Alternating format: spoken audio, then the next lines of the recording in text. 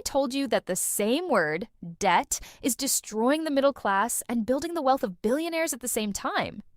Same word, same concept, completely different game. The average American household carries over $104,000 in debt today.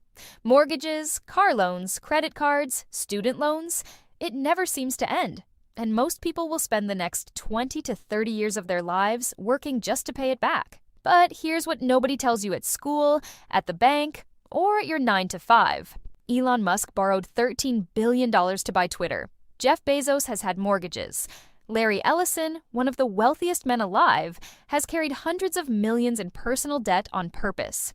So the question isn't, is debt good or bad?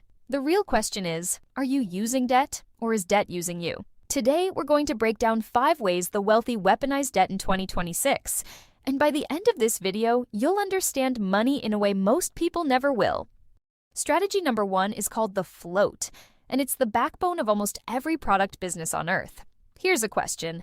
If you wanted to sell a product, let's say a water bottle, how would you start? Most people think, I need money first. I'll save up, buy inventory, and then sell it. That's backwards. Smart business owners think, I'll sell it first, then buy it. Here's how it works. You find a supplier, let's say on Alibaba. You negotiate a deal. They ship you 1,000 water bottles, and you pay them 30 to 90 days later. In the business world, this is called net 30 or net 60 payment terms. In that window, you list the products, sell them, collect the customer's money, and then you pay the supplier. You just ran an entire business cycle without a single dollar of your own capital. This is called trade credit, and it is one of the oldest and most powerful forms of debt in existence. Walmart does it. Amazon sellers do it. Small importers do it. The key insight here is the product is the collateral. The supplier trusts you because the goods already exist and have value. Now in 2026, with platforms like Faire, Alibaba, and even Shopify Capital, this has become more accessible than ever. You can launch a product business using supplier credit, make sales, and only pay once the money is already in your account. You didn't need money. You needed a deal. Strategy number 2 is real estate, and it involves a cycle that wealthy investors use to grow a portfolio without running out of money. It's called the BRRRR Method. Buy, renovate, rent, refinance, repeat. Let me walk you through it with real numbers. You find a distressed property, maybe it's ugly, maybe it's old, listed at $200,000. You put 20% down, that's $40,000. You take a mortgage on the remaining $160,000. Then you spend $30,000 renovating it. New kitchen, new floors, fresh paint, total invested $70,000 of your own money. Now the property, clean, updated, rentable, gets appraised at $300,000. Here's where it gets interesting. You go back to the bank and refinance. The bank now lends you 75% of the new appraised value.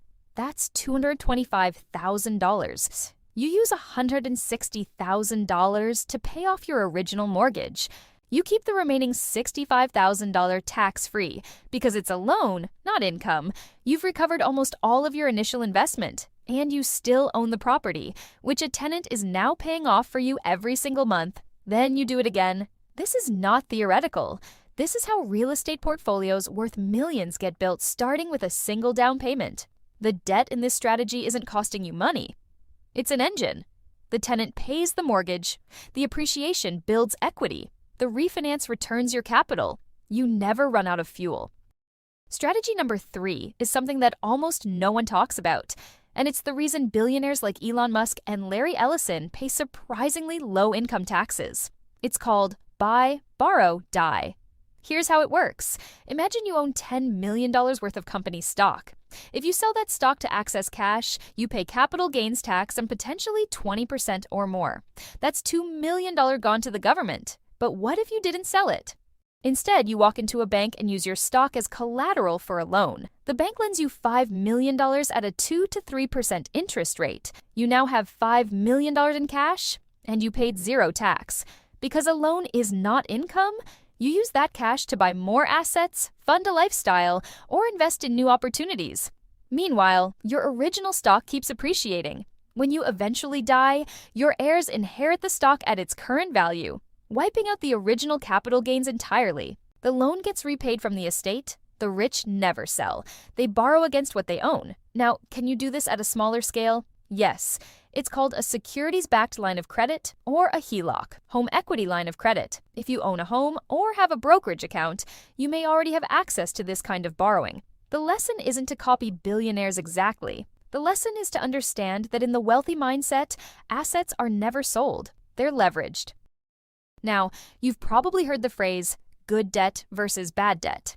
Mortgage is good, credit cards bad, student loans somewhere in the middle. But in 2026, that framework is outdated. I want to introduce you to a better one. Productive debt versus consuming debt.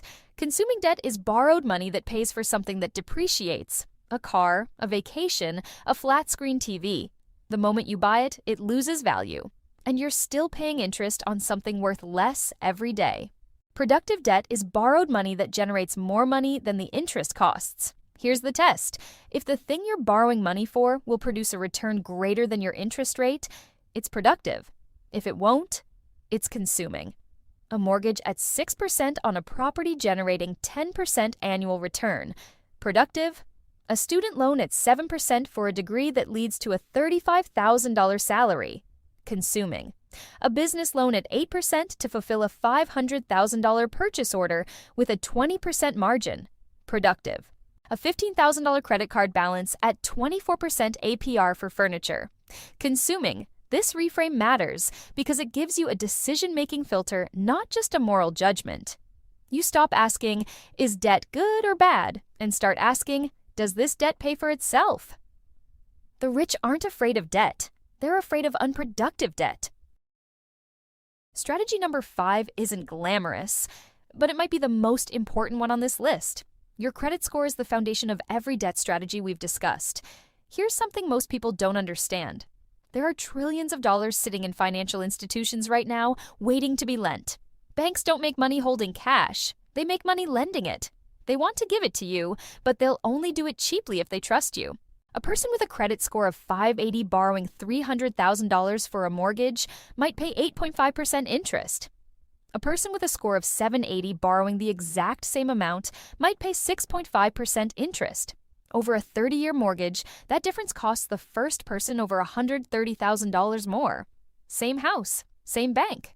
$130,000 difference, just because of a 3-digit number. So how do you build that number?